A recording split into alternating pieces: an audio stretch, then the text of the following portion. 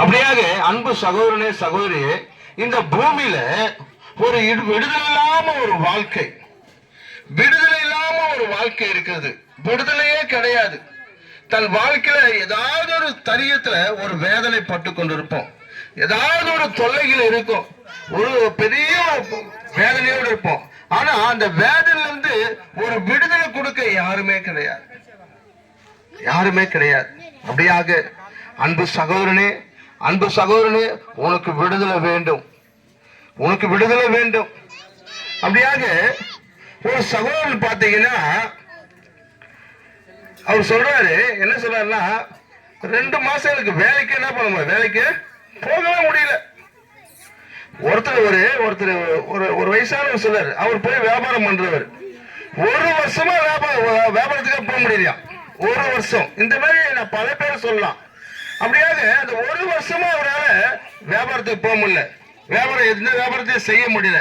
இப்படியாக ஒவ்வொரு நாளும் நாளைக்கு போலாம் நாளைக்கு போலாம் நாளைக்கு போலாம் இப்படியே பார்த்து பார்த்து 1 வருடம் ஆயிப்போச்சு. அப்ப 1 வருடமாக அவரால் என்ன பண்ண முடியாது, சம்பாதிக்க முடியாது, வீட்டிலேயே இருந்து கொண்டிருக்கிறார். அப்படியாக தன் சரீரத்தில் அந்த சோம்பேறி தனமோ அட அப்படியே இருக்கலாம் அப்படின்னு சொல்லி இப்படியே அவருடைய எண்ணங்கள் 1 வருஷம் ஆயிப்போச்சு. அதுக்கப்புறம் அவருடைய மனைவி கூப்பிட்டு போனாங்க ஜோம் பண்றதுக்கு.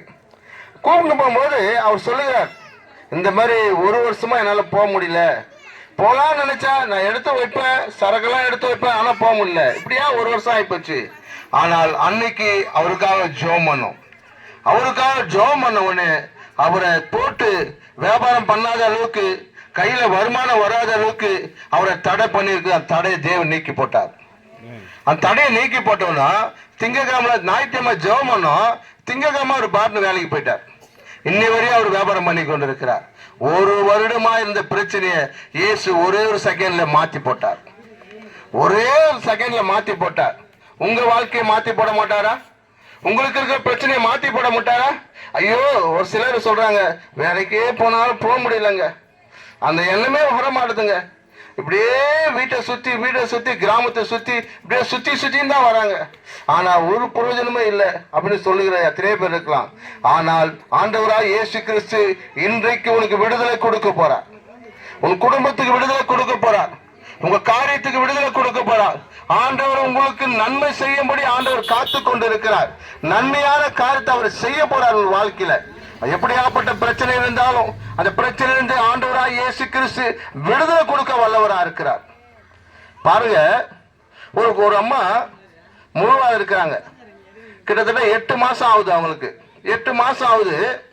அங்க ஒரு வீட்டுல ஜெபம் பண்ணி கொண்டு இருக்கும்போது அவங்க சொல்றாங்க, 8 மாசம் ஆயிடுச்சு, ஆனா அந்த குழந்தை என்ன ஆகுதுன்னா, குழந்தை வயிற்றுலயே கிட்னி ப்ராப்ளம், அதுக்கப்புறம் மண்ணீரல் ப்ராப்ளம், இப்படியாக காலத்துல குழந்தை பிறந்தா கூட எது வேணா நடக்கலாம், வேஸ்டா போகுது, எப்படி வேணா சொல்றாங்க டாக்டர். அந்த சகோதரி அப்புறம் அழுகுறாங்க. அப்படியே என்ன பண்ண போறோம்னு தெரியல. ஆனா வயிற்றுல புள்ள எதுவுமே பண்ண முடியாது. ஆனா குழந்தை பிறந்தா குழந்தை கூட எப்படி இருக்குமோ தெரியலையே, என்ன நிலைமை. ஆனா மண்ணீரல் பிரச்சனை, இப்படியாக அந்த குழந்தை பிறந்தாலும் என்ன பண்ண போறோம்னு தெரியல. ஒரு பக்கம் அழுது கொண்டு இருக்கிறாங்க. அப்ப அவர்களுக்காக ஜெபம் பண்ணோம், அவர்களுக்காக ஜெபம் பண்ணோம், அவர்களுக்காக ஜெபம் பண்ணோம், வயிற்றுல இருக்கிற அந்த பிள்ளைக்காக ஜெபம் பண்ணோம். ஜபிக்கும் போது நிச்சயமாக நீ பிறக்க குழந்தை உனக்கு நல்லா பிறக்கும், நல்லா பிறக்கும், ஒரு பிரச்சனை இல்லாத பிறக்கும், கவலையே படாதுங்க. அதே மாதிரி அந்த குழந்தை ஒரு பிரச்சனை இல்லாத ஆண்டவர் நல்லா பிறக்க வைத்தார். ஹல்லேலூயா. ஸ்கேன்ல பார்த்தா பிரச்சனை, ஸ்கேன்ல பார்த்தா பிரச்சனை, ஆனா பிறக்கும் போது ஆண்டவர் அந்த பிரச்சனையை மாத்தி போட்டார். ஹல்லேலூயா. இப்ப உன் பிரச்சனையை எதுவா இருந்தாலும் சரி மாத்தி போட வல்லவரா இருக்கிறார். மாத்தி போடுகிற தேவன் வல்லவரா இருக்கிறார். அற்புதங்களை செய்யறது வல்லவரா இருக்கிறார். இன்றைக்கு நாங்கள் கிட்டத்தட்ட ஒரு 18 குழந்தை கிட்ட குழந்தை இல்லாதவங்களுக்கு குழந்தை பிறந்திருக்குது. எனக்கு தெரிஞ்சு 18 பேர் இருக்கும். ஒரு சம்பவம், முடியாத ஒரு சம்பவத்தை சொல்றேங்க. ஒரு வீட்டுக்கு ஜெபம் பண்ண போயிருந்தோம், அப்படி ஜபிக்க போகும்போது அந்த வீட்டுல ஏதாவது வேலை இருந்தா செய்வாங்க, ஏதாவது பக்கத்துல பேசி வருவாங்க. வரும்போது அந்த வீட்டுல ஜெபம் பண்ணிட்டு உட்காந்து நாங்கள் டீ சாப்பிடும் போது அந்த வந்தாங்க. அவங்க வரும்போது வீட்டில் இருக்கிறவங்க சொன்னாங்க, இவங்களுக்கு 40 வயசு ஆயிடுச்சு, இவங்களுக்கு குழந்தை இல்லை. எத்தனை வயசுமாச்சு? 40 வயசு ஆயிடுச்சு, குழந்தை இல்லை. இவங்களுக்காக கொஞ்சம் ஜோம் பண்ணிக்கிறாங்க.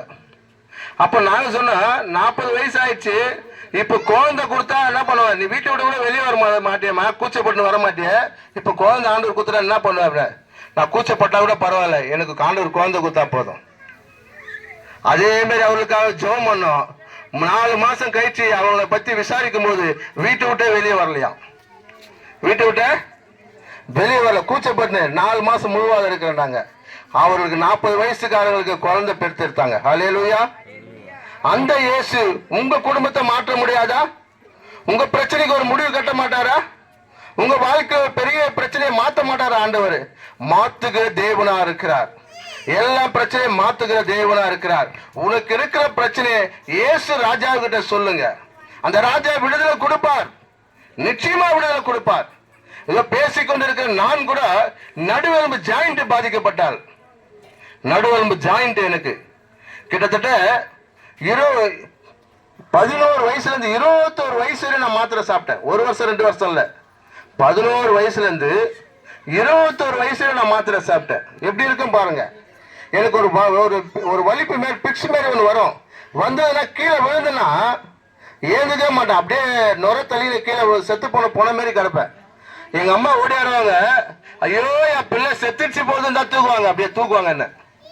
ரோடு எல்லாம் சொல்லுவாங்க, உங்க பிள்ளை அங்க விழுந்து கிடக்குறான், உங்க பிள்ளை அங்க விழுந்து அது ரோட்ல விழுந்து கிடக்குறான், எங்கேயாவது கடையில போனா அங்க விழுந்து கிடக்குறான்னு சொல்லுவாங்க. எவ்வளவு இருக்கு என் தாயாருக்கு, எவ்வளவு வேதனை இருக்கும் பாருங்க.